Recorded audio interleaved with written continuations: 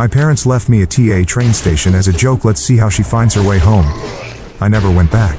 20 years later, they found me. This morning, 29 missed calls. I am Megan Miller, 32, a graphic designer in Chicago. This morning, my phone lit up.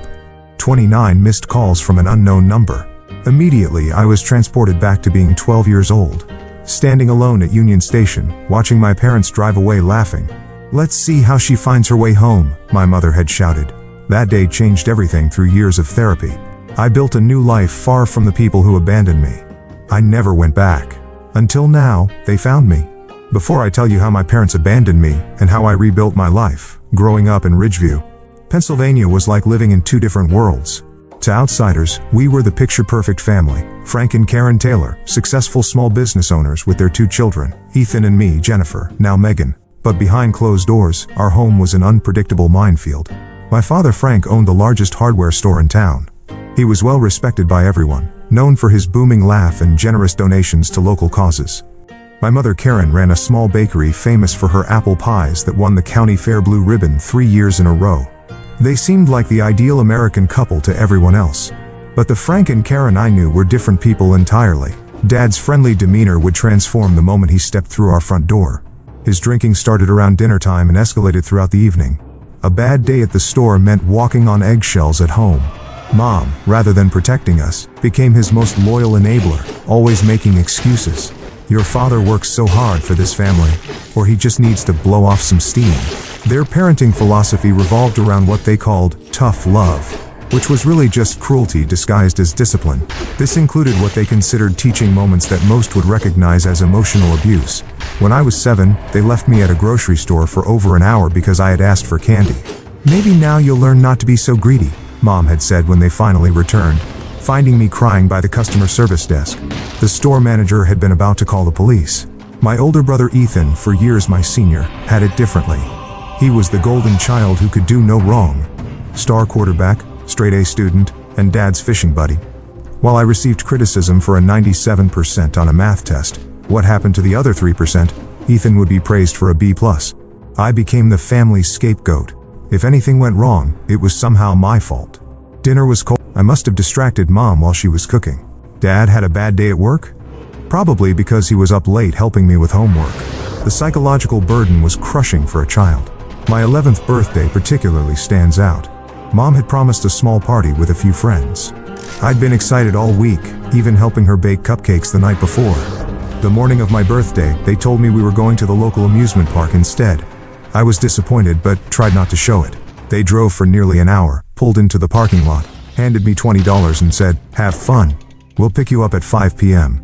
I spent my birthday alone, too scared to go on any rides, sitting on a bench near the entrance, watching other families laugh together. They picked me up at 7 p.m., not 5 p.m., finding me terrified and in tears. Just teaching you to be independent." Dad had laughed. "Besides, we had to pick up your cake. There was no cake at home. No presents either." When I started crying, they called me ungrateful. These jokes and lessons happened regularly throughout my childhood. I developed coping mechanisms, staying quiet, trying to be invisible, spending time at friends' houses whenever possible, and losing myself in art. Drawing became my escape. On paper, I could create worlds where adults were kind and children felt safe. The day before the train station incident remains crystal clear in my memory. I had received my report card and was proud of straight A's except for 1A in science.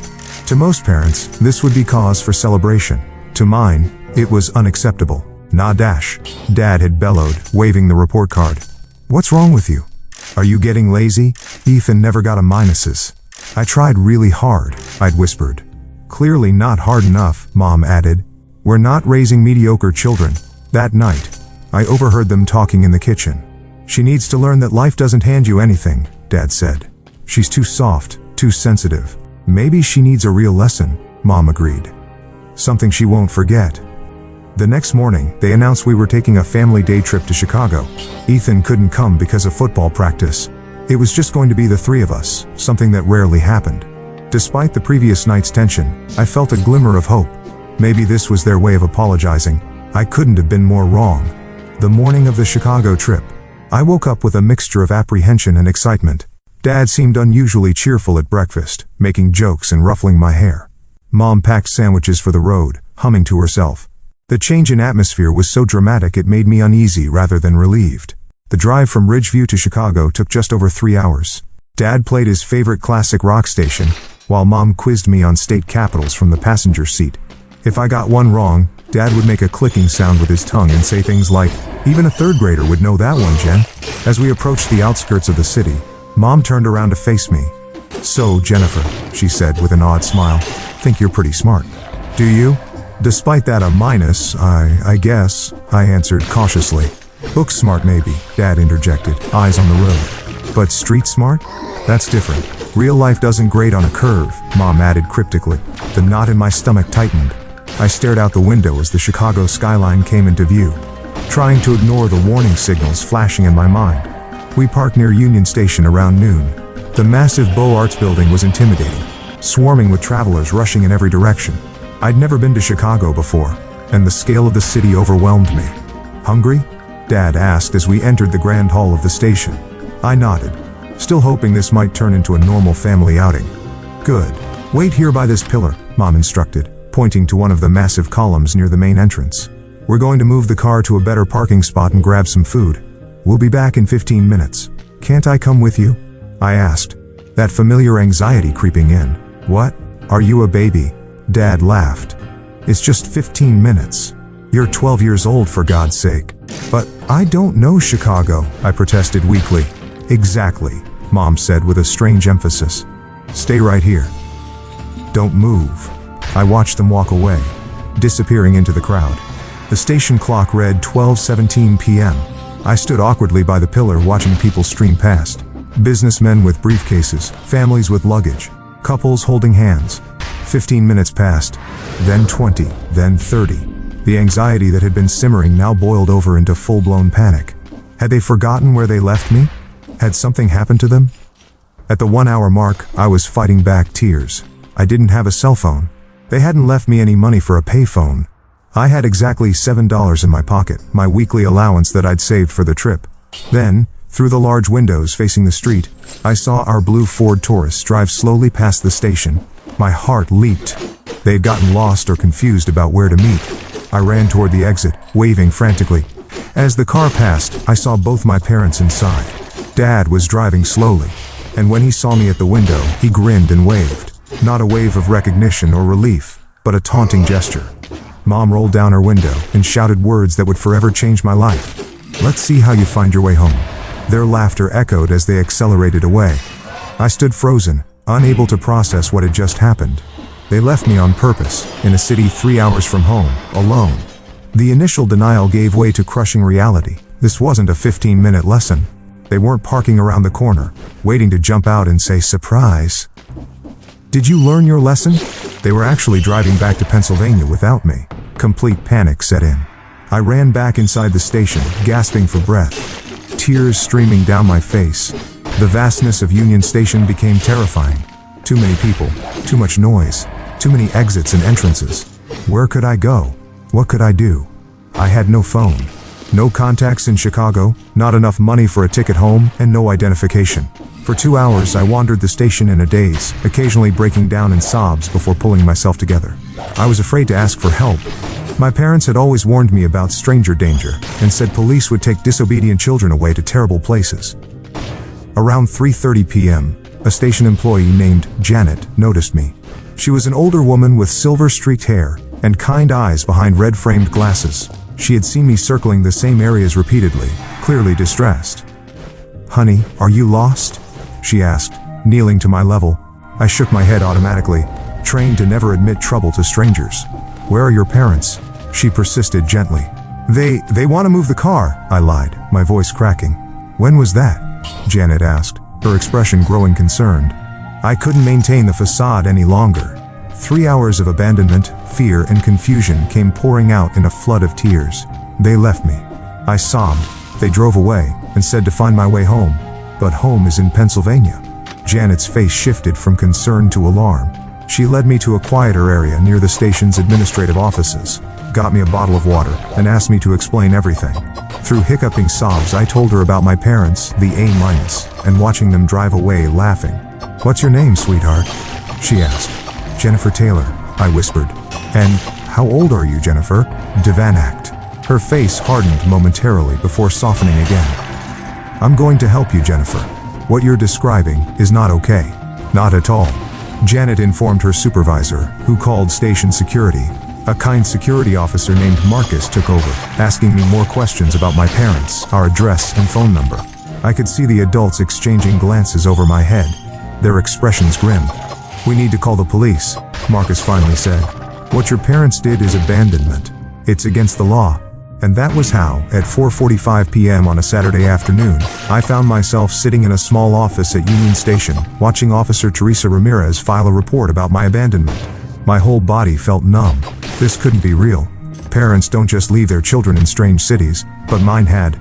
The fluorescent lights of the Chicago Police Department's 1st District station buzzed overhead as I sat wrapped in a borrowed blanket, though it wasn't cold. Officer Ramirez had brought me here after taking my statement at Union Station. She'd been kind but professional, documenting everything with a seriousness that made the reality of my situation sink in deeper. We've tried calling your home number twice, she informed me, setting down a cup of hot chocolate. No answer yet. My stomach twisted. Maybe they're still driving back, I suggested weakly. The drive to Ridgeview would take over 3 hours. A small, desperate part of me still hoped this was just an extreme lesson, that they'd turn around halfway home once they felt I'd been scared enough. Maybe, Officer Ramirez replied, but her tone suggested she thought otherwise. The police station was nothing like I'd imagined. There were no bars or cells visible from where I sat, just desks, computers, and phones. Still, the knowledge that I was in a police station because my own parents had abandoned me was overwhelming. Jennifer, a new voice called. A woman in her 40s with curly brown hair approached, carrying a file folder. I'm Laura Donovan from Department of Children and Family Services. I'd like to talk with you for a bit, if that's okay. The next hour passed in a blur of gentle questions. Had my parents done anything like this before? Yes. But never this extreme. Did they ever hit me? No, not physically. Did I feel safe at home? I hesitated too long before answering, which was answer enough. What's going to happen to me tonight?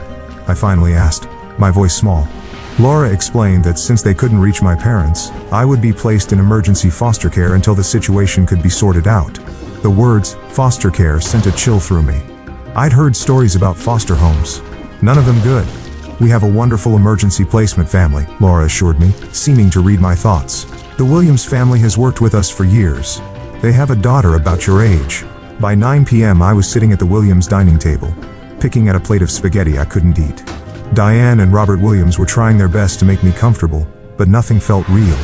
Their daughter Alicia showed me to the guest room, awkwardly offering to lend me pajamas and a toothbrush. Your parents will probably come get you tomorrow, she said, trying to be helpful. I nodded, not believing it. I didn't sleep that night. I lay awake staring at the unfamiliar ceiling, replaying the image of my parents driving away laughing. What kind of parents did that? What had I done to deserve it? The next morning, after a breakfast I barely touched, Laura Donovan returned. Her expression told me everything I needed to know before she spoke. We reached your parents late last night, she said carefully. Are they coming to get me? I asked, already knowing the answer. Not yet, Laura replied. They said they were teaching you a lesson about independence and problem solving.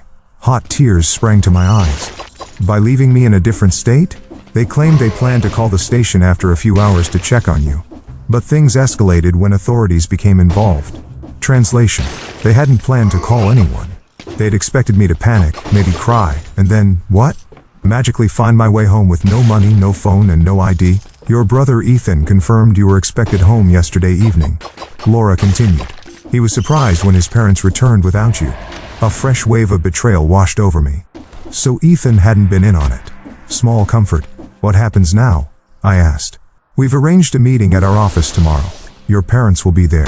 A judge has been notified about the case, and there will be a hearing later this week to determine next steps. The next 36 hours passed in a strange limbo. The Williams family was kind, but I felt like a ghost moving through their home. Diane tried engaging me in conversation. Robert offered to play board games, and Alicia invited me to watch TV with her. I went through the motions, numb. The meeting at the DCFS office was set for 2 p.m. Monday. I changed back into my original clothes, now wrinkled from being hastily washed and dried. Laura drove me to a government building downtown, explaining what would happen. You don't have to speak to your parents if you don't want to, she assured me. I'll be with you the whole time. We entered a conference room with a long table. Already seated were two other adults Laura introduced as her supervisor and a family court liaison. 5 minutes later, the door opened again. My parents walked in, looking nothing like the confident, laughing people who had driven away from Union Station. Dad's face was haggard, Mom's eyes red-rimmed. Behind them came a man in a suit who introduced himself as their attorney. "Jennifer," Mom said, stepping toward me. I flinched back involuntarily. "Please take your seats," Laura's supervisor instructed firmly. What followed was the most surreal conversation of my young life. My parents, guided by their attorney, presented their version of events. They had been concerned about my lack of self-reliance and problem-solving skills. The train station exercise had been planned as a controlled life lesson. They had circled back after 20 minutes to check on me from a distance, but couldn't find me. They assumed I had figured out how to call home or get help, demonstrating exactly the resourcefulness they wanted to encourage. They had driven home expecting to find a message from me, perhaps from a police station or a helpful stranger's phone, showing I had risen to the challenge. "We were teaching her independence," Dad insisted. "Kids today are too coddled. By abandoning your 12-year-old daughter in a city 3 hours from home with no money, no phone, and no ID," Laura's supervisor asked incredulously. "She's exaggerating how little money she had," Mom said dismissively. "And there are phones everywhere. She could have called collect." I sat in stunned silence. They weren't sorry. They truly believed they had done nothing wrong. The meeting continued with discussions of child welfare laws, potential charges, and next steps. Through it all, my parents maintained their position. This was a parenting choice, perhaps extreme, but with good intentions. When finally asked if I wanted to return home with them, I found my voice. "No," I said firmly, surprising even myself. "I don't want to go back." The shock on their faces might have been satisfying under different circumstances. "Don't be ridiculous," Dad sputtered. "Of course, you're coming home.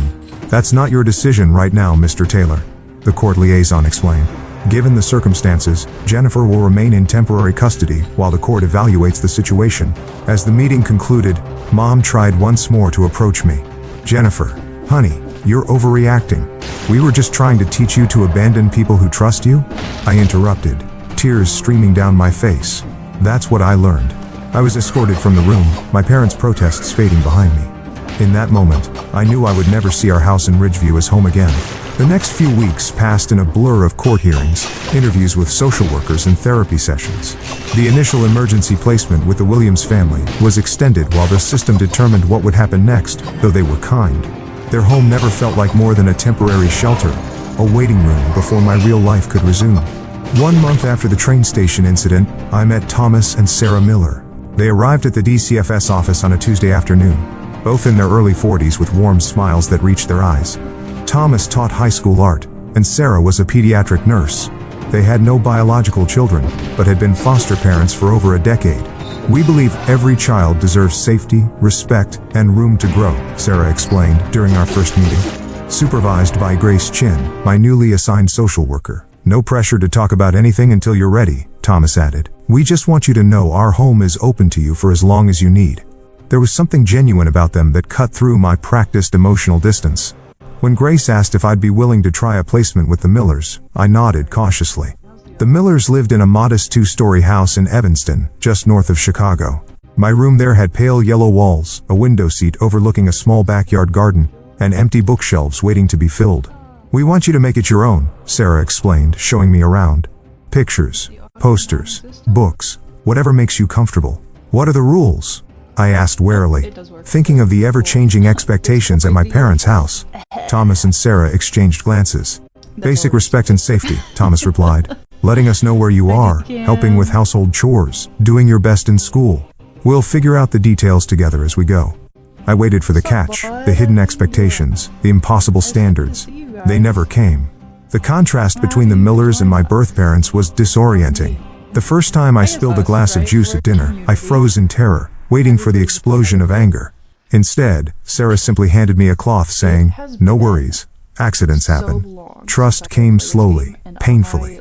I kept waiting for the Millers to reveal their true selves, to drop the act of kindness and show the cruelty I'd been trained to expect from adults. But day after day, they remained consistent in their gentle support. Meanwhile, the legal process continued. My parents attended mandatory parenting classes and counseling sessions, making what Grace called minimal effort. They complained to anyone who would listen that the state had overreacted to a simple parenting choice. Dr. Reynolds, my therapist, helped me understand what had happened in clinical terms. Emotional abuse, neglect, abandonment. She diagnosed me with PTSD and anxiety, introducing coping mechanisms that actually helped. For the first time, I learned that my parents' behavior wasn't normal, and more importantly, it wasn't my fault. Nothing you could have done would have justified what they did, Doctor. Reynolds emphasized repeatedly, until I began to believe it. 3 months into my stay with the Millers, Ethan came to visit. Now 16, my brother seemed smaller somehow, less the golden child, and more just a teenager uncomfortable in his own skin. We sat awkwardly in the Millers' living room while Sarah busied herself in the kitchen, giving us privacy while remaining within earshot. They miss you, Ethan said finally, staring at his hands. Do they? I asked, skeptical. In their way, he admitted, Dad's drinking more. Mom's always cleaning, even when the house is spotless. Are they sorry? Ethan hesitated. They're sorry you're gone. I don't think they understand why what they did was wrong. And you? I challenged. Do you understand? My brother looked up, his eyes meeting mine directly for perhaps the first time. I knew they were harder on you. I should have said something, done something. I'm sorry, Jen. It wasn't enough, but it was honest. Ethan and I talked for another hour, cautiously navigating our shared past from our now different perspectives. Before leaving, he hugged me awkwardly and whispered, I'm glad you're safe. We didn't speak again for many years. The court proceedings culminated in a hearing 6 months after the train station incident. Based on psychological evaluations, home studies, and my own testimony, the judge determined my parents had demonstrated a pattern of emotional abuse culminating in severe neglect and endangerment. My parents were given a choice: complete an intensive 2-year rehabilitation program with supervised visitation or surrender their parental rights. To everyone's surprise but mine, they chose the latter. We won't be vilified for trying to raise a strong, independent daughter, my father declared to the court. If the state thinks it can do better, let it try. And just like that, with the stroke of a pen, Frank and Karen Taylor were no longer legally my parents. 3 months later, on my 13th birthday, Thomas and Sarah Miller asked if I would like them to adopt me. By then, I had begun to believe in the permanence of their care, the consistency of their love. Yes, I answered without hesitation. The adoption was finalized shortly before my 15th birthday. As part of the process, I requested a legal name change from Jennifer and Taylor to Megan and Miller, a new name for my new life. You'll always be whoever you want to be in our home, Sarah assured me when I nervously proposed the change. We just feel lucky to be part of your journey. Art became my salvation during those transformative years. Thomas recognized my talent early and nurtured it with supplies, books, and gentle guidance. The sketchbooks I filled became a visual diary of my healing process, starting with dark, fragmented images that gradually gave way to color, form, and eventually hope. High school brought new challenges and opportunities. Making friends wasn't easy. Trust issues don't disappear overnight. But slowly, I built connections with a small group of fellow art students who accepted my quiet nature and occasional anxiety attacks without judgment. College applications loomed on the horizon. With Thomas and Sarah's encouragement, I set my sights on the School of the Art Institute of Chicago. Ambitious, but not impossible. Wherever you want to go, we'll help you get there, Thomas promised. The acceptance letter arrived on a snowy March afternoon during my senior year. Sarah cried tears of joy. Thomas insisted on framing the letter, and I allowed myself to truly believe that the future could be something bright and beautiful of my own making. Before leaving for college, I made a decision that had been forming for years. I would completely cut ties with my birth family.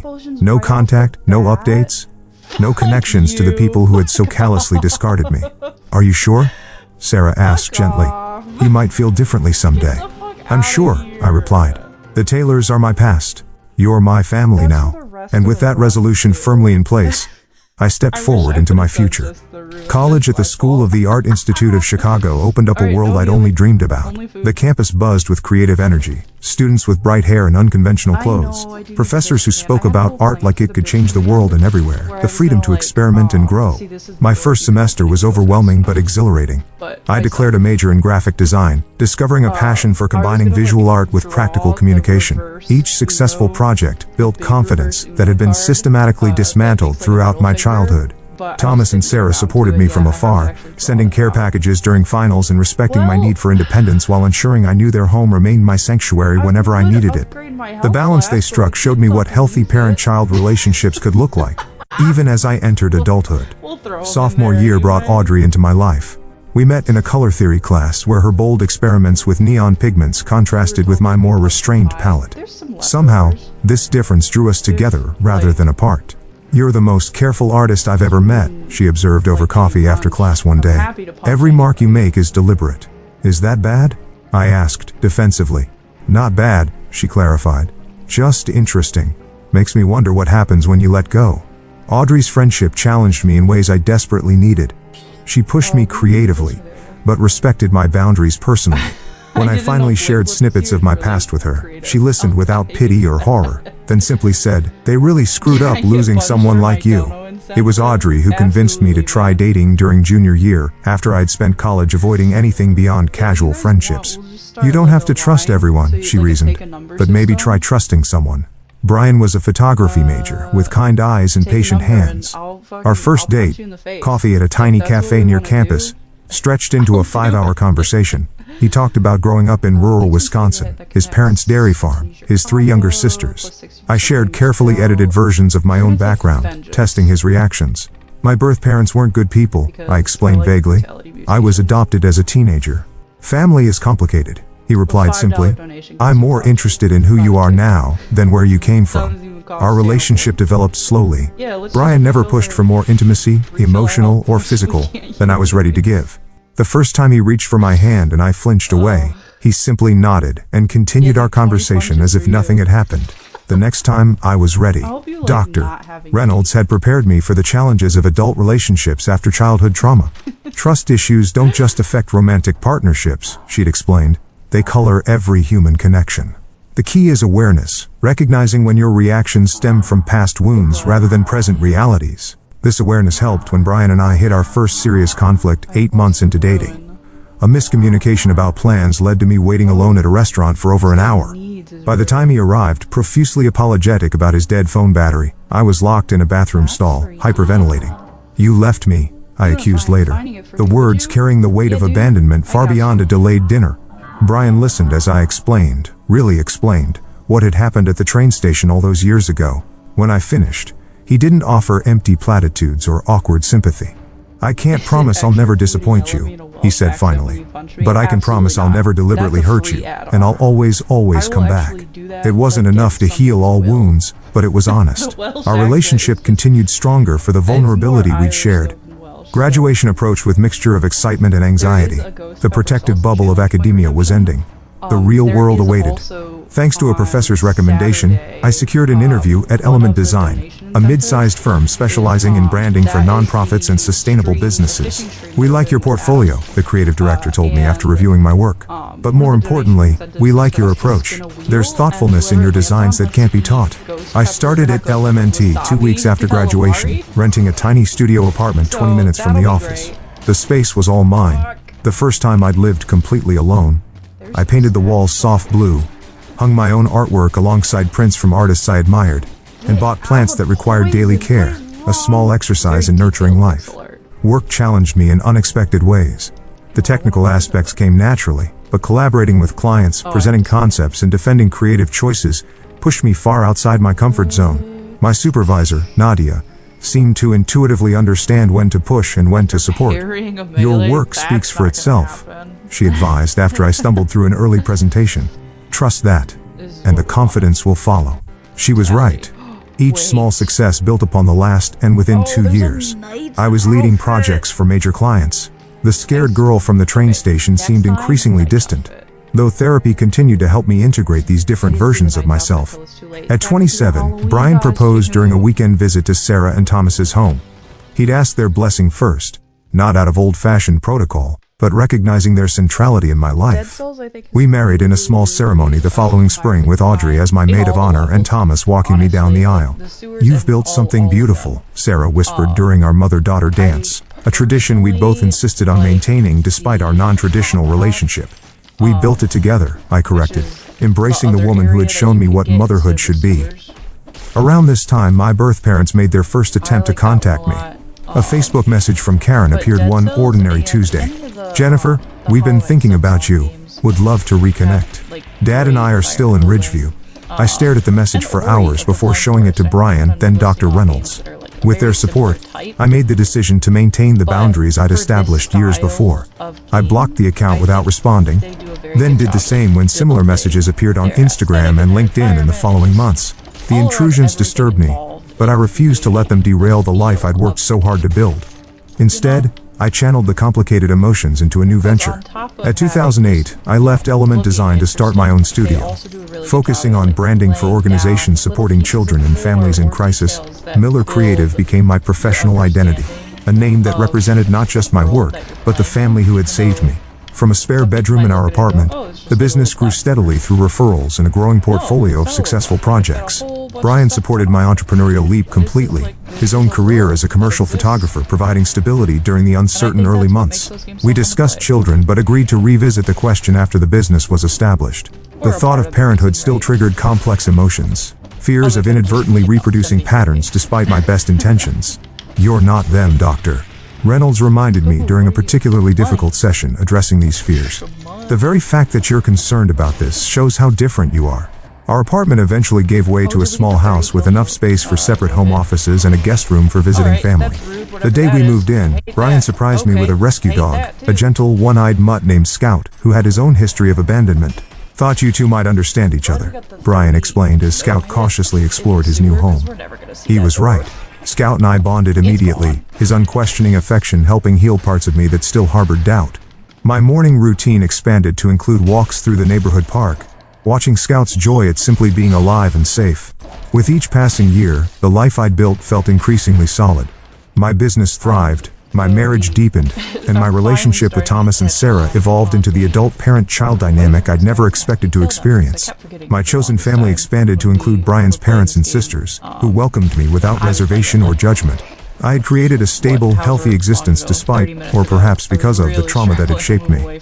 The memories remained, but their power diminished with each conscious choice to live differently than I had been raised.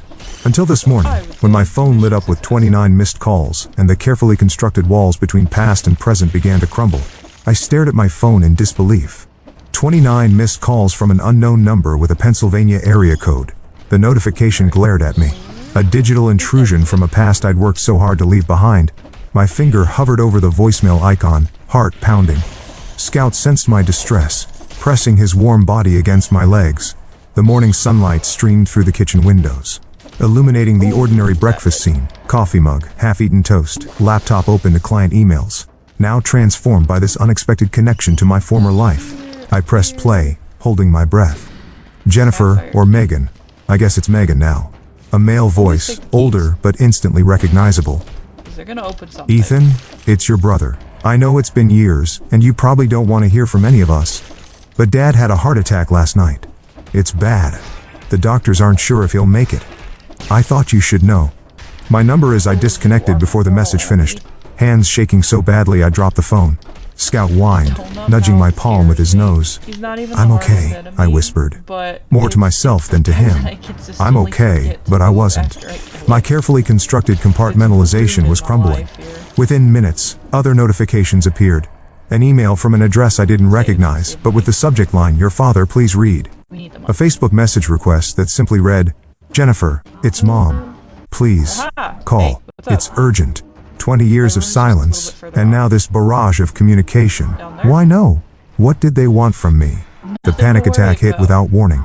My chest tightened, breathing became shallow, and the kitchen walls seemed to close in. I hadn't experienced one this severe in years. Fumbling from my phone, I called Dr. Reynolds' office, grateful when she agreed to see me within the hour. "Your reaction is completely normal," she assured me as I sat in her familiar office, clutching a tissue. "This is a significant trigger connecting to your core trauma." "I don't understand why I'm so affected," I admitted. "I made peace with cutting them off years ago." "Did you?" she asked gently. "Or did you build a life around the absence of that peace?" The question hit harder than I expected. Had I truly processed my childhood or just successfully avoided confronting its deepest wounds? "What do I do?" I asked finally. "That depends on what you want," Dr. Reynolds replied. "There's no right answer here, Megan. You can maintain the boundaries you've established, which would be entirely valid.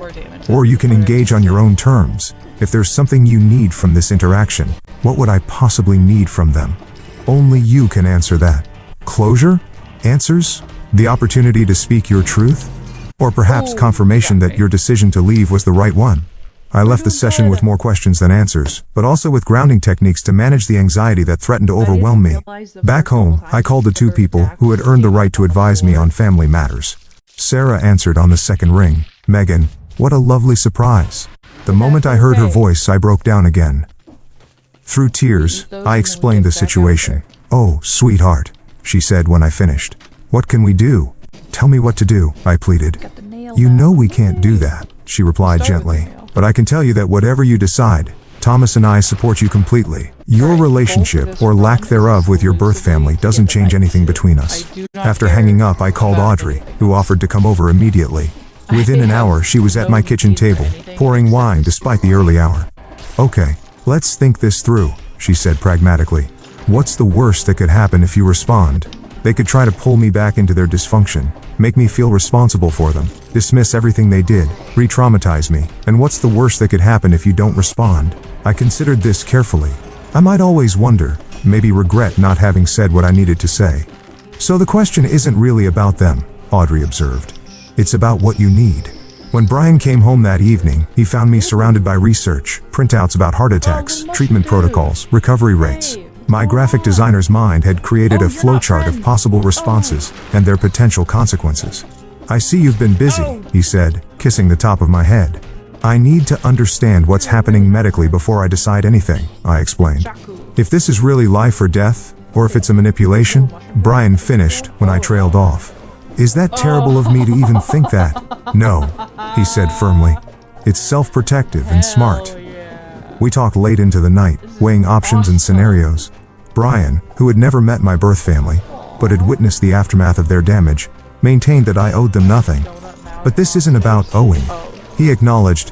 "It's about what will help you move forward." By morning, I had reached a decision. I would not call or visit immediately, but I would respond to Ethan's message with a text. "This is Megan. I got your message about Dad. I need more information before deciding my next steps. How serious is his condition? What exactly do you and Mom expect from me?" His reply came within minutes. "Thank you for responding. It was a major heart attack. He's stable, but critical. Triple bypass scheduled tomorrow.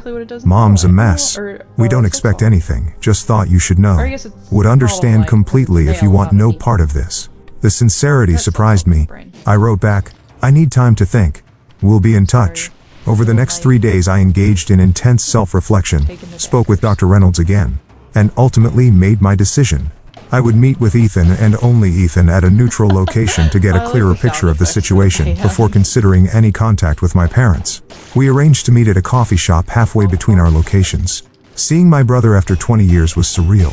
The teenager I remembered was now a middle-aged man with thinning hair and glasses, dressed in a rumpled button-down shirt and khakis. "Megan," he said, standing awkwardly as I approached his table. "Thank you for coming." I nodded, not quite ready for pleasantries. "You look great," he offered. "Really great."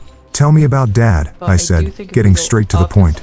Ethan sighed, seeming relieved to focus on facts rather than emotions. Triple bypass was successful, but there were complications. He's still in ICU. The doctors are cautiously optimistic, but at 68 with his history. What history? High blood pressure, high cholesterol, still drinks too much, Ethan explained. He retired 5 years ago when his heart problem started. Sold the hardware store. I absorbed this information, trying to reconcile the larger-than-life figure from my childhood with this aging, failing man and Mom falling apart basically. They've been married 45 years. For better or worse, they're completely dependent on each other. "Are you close to them?" I asked, genuinely curious about the life that had continued in my absence. Ethan hesitated. "Yes and no. I live about an hour away. See them monthly. Nancy, my wife, isn't their biggest fan, so we keep some distance." "Why not?" Another hesitation. "After you left, things changed. Or maybe I just started seeing more clearly.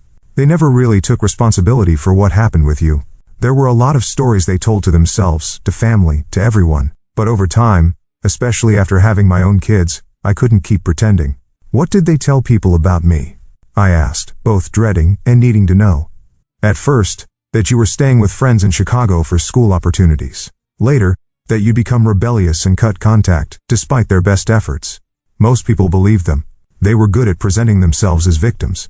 The familiar anger rose in my chest. And you let them? Yes, he admitted quietly. For years I did.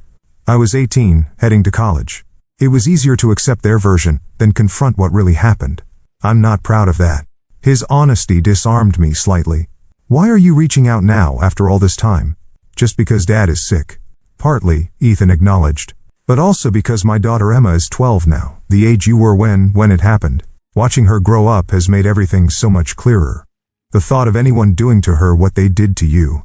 He shook his head, unable to finish. We talked for nearly 2 hours. Ethan filled in the 20-year gap, telling me about his life as an accountant, his wife Nancy, their 2 children. He answered my questions about our parents with painful honesty, neither defending their actions nor exaggerating their faults. Have they ever expressed genuine remorse? I asked finally. Not regret that I left, but actual understanding of what they did wrong? In moments, Ethan replied, Dad has said things when drinking that he went too far, that he wishes things had been different. Mom still struggles more with taking responsibility, but they've both asked about you over the years. They keep a photo of you, your high school photo from before, on their mantle. The image disturbed me, my younger self preserved in their home like a memorial, while the person I'd become remained unknown to them. Would you consider visiting Dad in the hospital? Ethan asked eventually. You wouldn't have to talk to him if he's awake. And I can make sure Mom isn't there if you prefer. I considered the request carefully. I need to think about it. Of course, he nodded. And Megan? Whatever you decide is okay. You don't owe any of us anything. As we parted, Ethan hesitantly offered his hand. I took it briefly. This physical connection to my past both strange and significant. That night, I discussed everything with Brian, who supported my inclination to see my father while maintaining strict boundaries. Just remember, he cautioned, you're not that powerless 12-year-old anymore. You're visiting on your terms. You can leave any time. The next morning, I called Dr. Reynolds and asked if she would accompany me to the hospital, not as my therapist specifically, but as a support person who understood the complexity of the situation. She agreed immediately. This is an opportunity to engage with your past from a position of strength, she observed, but only if that's what you truly want. I thought about the scared girl at Union Station, the years of healing, the life I'd built, and the parents who had chosen to abandon me. Then I thought about the man in the hospital bed, facing his own mortality. Yes, I said finally. I think I need to do this. Not for them, but for me. The hospital corridor seemed endless as Dr. Reynolds and I walked toward the cardiac ICU. Each step required conscious effort, my body seemingly trying to protect me by refusing to move forward. The antiseptic smell, the hushed voices, the occasional urgent beeping, everything heightened my already overwhelming anxiety. We can take a break, Dr. Reynolds offered.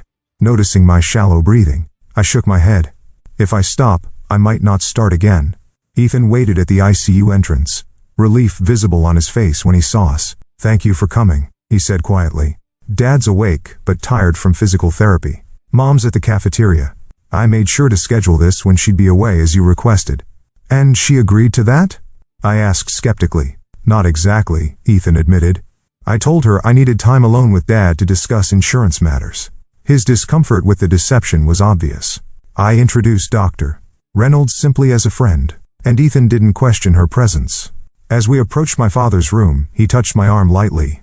Just so you're prepared, he looks different. Older, obviously. And the surgery. I nodded, bracing myself. Nothing could have fully prepared me for the sight of Frank Taylor. Once so imposing in my childhood memories, now diminished in a hospital bed surrounded by monitoring equipment. Tubes and wires connected to his pale body. A nasal cannula delivering oxygen, his chest covered by a hospital gown but clearly bandaged beneath. His eyes were closed when we entered, but they fluttered open at the sound of footsteps. For a moment, there was no recognition in his gaze as he looked at me. Then his eyes widened, lips parting in shock. Jennifer, he whispered. Voice raspy. It's Megan now, I corrected automatically. Megan, he repeated, as if testing the unfamiliar name. You came. I remained near the doorway, unable to approach closer. Yes, the silence stretched between us. 20 years of absence compressed into the small space of his hospital room. What does one say to a parent who abandoned you? To a daughter who never came back? You look like your mother, he finally said. I look like Sarah Miller, I replied firmly. My adoptive mother. His face tightened briefly, then relaxed into resignation. Of course, I deserved that. Dr. Reynolds stood slightly behind me, her presence grounding. Ethan hovered awkwardly near his father's bed, clearly uncertain of his role in this reunion. "Why did you want to see me?" I asked directly, needing to establish control of the conversation.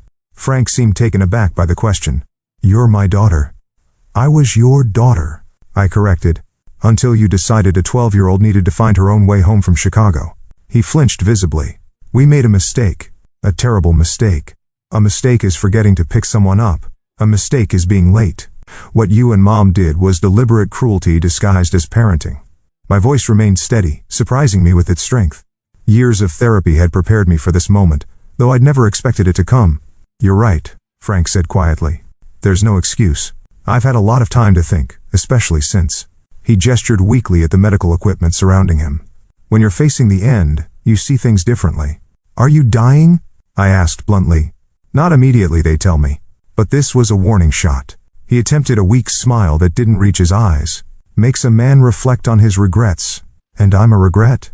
"What we did to you is my biggest regret," he clarified. "Not you. Never you." It was the closest thing to an apology I'd heard from either parent, but it felt insufficient against the magnitude of their actions and the years of trauma that followed. The conversation was interrupted by a commotion at the door. Karen Taylor stood frozen in the entrance, coffee cup in hand, staring at me as if seeing a ghost. "Jennifer," she breathed. "It's Megan," Ethan corrected quickly. I turned to face the woman who had given birth to me, then laughingly abandoned me. At 65, she was still carefully put together, colored hair, applied makeup even in these circumstances, tailored clothes despite the hospital setting. Only her eyes betrayed her age and the stress of her husband's condition. "I told you I'd arrange a different time," Ethan said apologetically to me. "It's fine," I replied, though it wasn't. Having both parents present at once hadn't been part of my carefully constructed plan. Karen moved toward me as if to embrace me, but stopped when I instinctively stepped back. Her hands fluttered awkwardly before dropping to her sides. "You're so beautiful," she said, eyes filling with tears. "All grown up." I remained silent, unprepared for this additional confrontation. "I've thought about you every day," she continued. "Wondered where you were, if you were happy, if you ever thought about us." "Karen," Frank warned weakly from his bed. "Give her space." The irony of Frank Taylor advocating for boundaries was not lost on me. "I need some air," I announced abruptly. Turning toward the door, Dr. Reynolds immediately moved to accompany me. "Please don't leave," Karen called after me. "Please. We've missed you so much." I paused in the doorway, turning back to face both my birth parents. "You missed me? You abandoned me in a strange city when I was 12 years old. You drove away laughing while I watched. You surrendered your parental rights rather than admit what you did was wrong. And now, 20 years later, you want to talk about missing me." The words poured out, years of unexpressed anger finally finding voice. Karen flinched as if physically struck. "We were terrible parents," she admitted, tears now flowing freely. "We didn't know how to love you properly." "That's not an excuse," I replied. "Millions of people figure out how to parent without abandoning their children." "You're right," Frank interjected from his bed. "There is no excuse. We failed you completely." The simple acknowledgement, devoid of justification, momentarily disarmed me. This was what I had needed to hear 20 years ago. Not explanations or defenses, but simple accountability. "I didn't come here for apologies," I said finally. "I came to see for myself that the people who had such power over me are just that, people. Flawed, aging, ordinary people who made unforgivable choices." "Is there any chance?" Karen began. "No," I interrupted. "There's no chance of reconciliation, if that's what you're asking. That opportunity ended the moment you drove away from Union Station. What I can offer is closure for all of us." I looked directly at Frank in his hospital bed. "I hope you recover fully from your surgery. I don't wish either of you will, but I need you to understand that I am not Jennifer Taylor anymore. I haven't been for 20 years. I'm Megan Miller. I have wonderful adoptive parents, a loving husband, successful career, and a life built far away from the damage you caused." My voice remained steady as I continued. "I don't hate you anymore. That's taken years of work. But I don't forgive you either, and I don't want you in my life. Any contact should go through Ethan first, and I reserve the right to ignore it completely."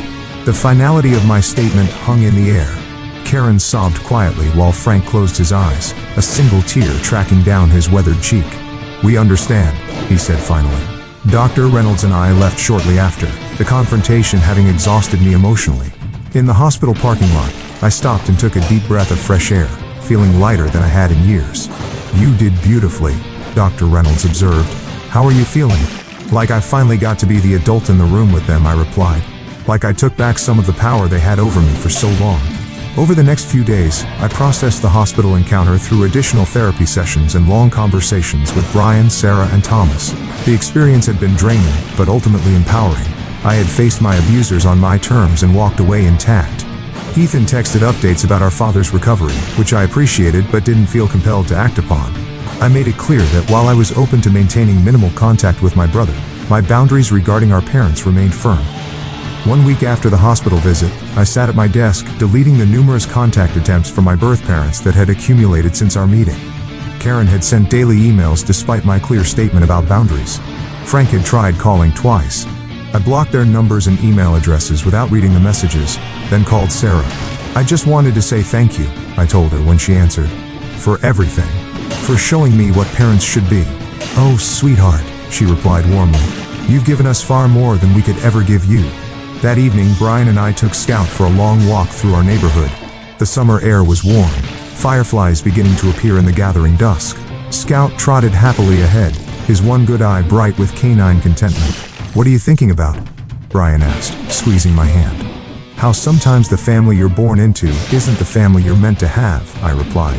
And how grateful I am that I found mine. The path forward wouldn't always be smooth. Trauma leaves lasting imprints and healing isn't linear. But for perhaps the first time, I felt truly free of the shadow my birth parents had cast over my life. I had confronted them not as the frightened child they had abandoned, but as the strong, successful woman I had become despite them. The 12-year-old girl left alone at Union Station had found her way home after all, not to the place she had come from, but to the life and family she had chosen for herself. Have you ever had to set boundaries with family members who hurt you? What helped you heal from childhood trauma?